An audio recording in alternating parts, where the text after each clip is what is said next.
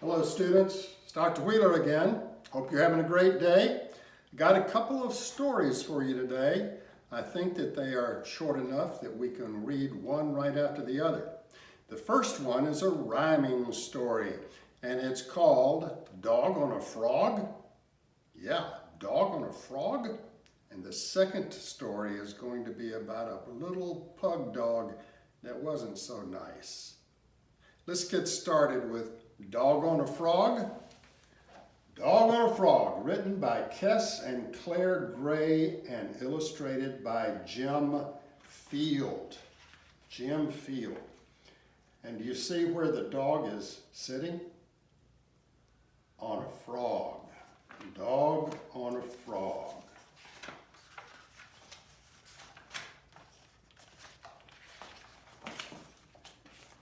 "Hey, dog, get off the frog," said the frog. "But I like sitting on frogs," said the dog.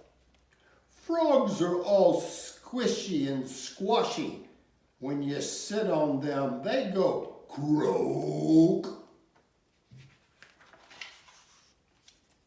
"You know the rules," said the cat. "Cats sit on mats, frogs sit on logs, and dogs sit on frogs." "Well, I'm changing the rules," said the frog.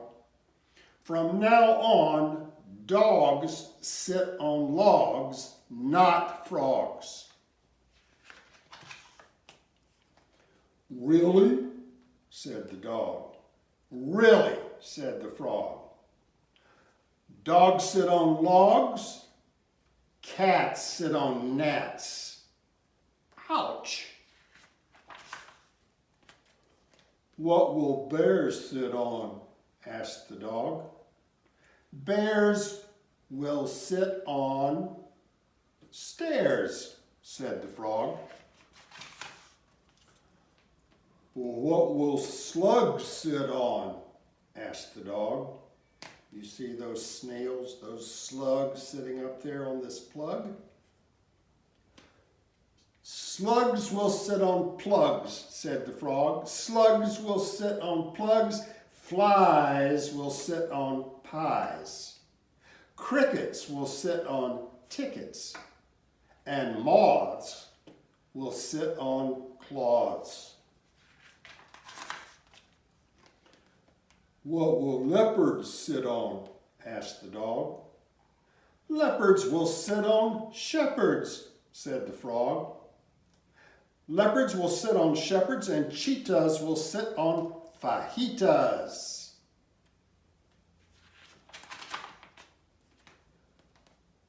"You're really getting the hang of this," said the dog. "I know," said the frog, "and that's not all. News will sit on canoes. Pigs will sit on wigs. And boars will sit on oars."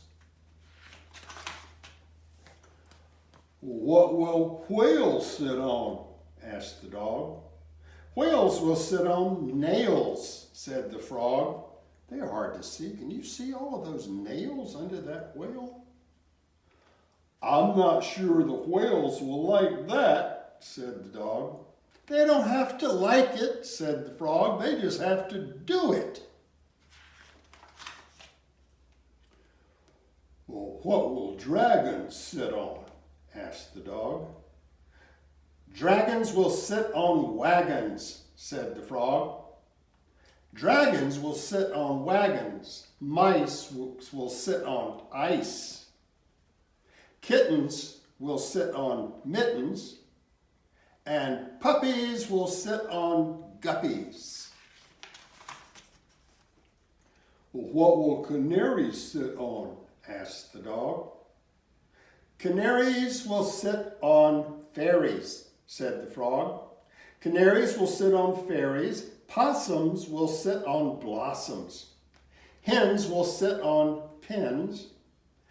Baboons will sit on balloons, and poodles will sit on noodles." "Poodles aren't going to sit on noodles," gasped the dog. "They are now," smiled. "Hold on," said the cat. "If dogs sit on logs and cats sit on gnats, bears sit on stairs, slugs sit on plugs, flies sit on pies, crickets sit on tickets, moths sit on claws, leopards sit on shepherds, and cheetahs sit on fajitas, gnus sit on canoes, pigs sit on wigs, boars sit on oars, whales sit on nails, dragons sit on wagons, mice sit on ice, and kittens sit on mittens. Puppies sit on guppies, canaries sit on fairies, possums sit on blossoms, hens sit on pins, baboons sit on balloons, and poodles sit on noodles. What are frogs going to sit on?" asked the dog. "These," said the frog, "sitting on a chair. How about that?" The end. All righty. Dog on a frog? I bet you're going to have to remember all those rhyming words and what they went with, aren't you? That'd be fun for you. Okay, we got one more book I'm going to try to read to you. And this one is called Pig the Pug. Pig the Pug by Aaron Blaby. Pig the Pug. I don't know how many of you have a pug dog, but they do kind of look like a pig from the front, don't they? Got a short snout and big buggy eyes.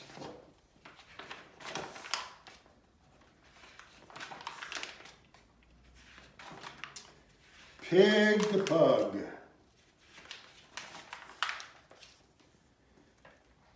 Pig was a pug, and I'm sorry to say he was greedy and selfish in most every way. He sure is guarding his dinner bowl, isn't he? He lived in a house with a wiener dog, Trevor. But when was he nice to him? I'll tell you, never. "You got some great toys there," poor Trevor would say. But Pig would just grumble, "They're mine! Go away!" "But it might be more fun," Trevor said to Pig, "if we both played together." Well, Pig flipped his wig. He didn't like that idea. "No, they're mine. Didn't you hear? Only mine. You keep your paws off them. They are mine, mine, mine." "I know what your game is. You want me to share, but I'll never do that. I won't, and I swear."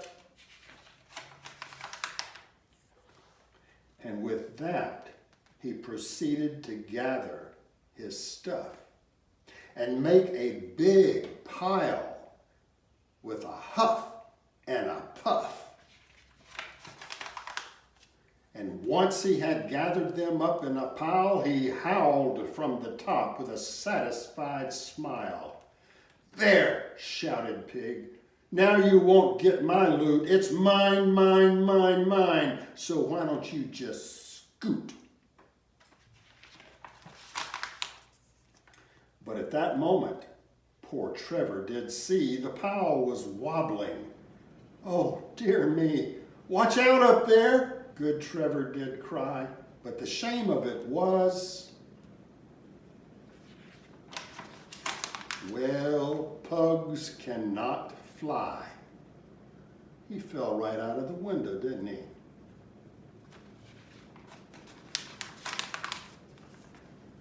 These days it's different, I'm happy to say. It's so very different in most every way.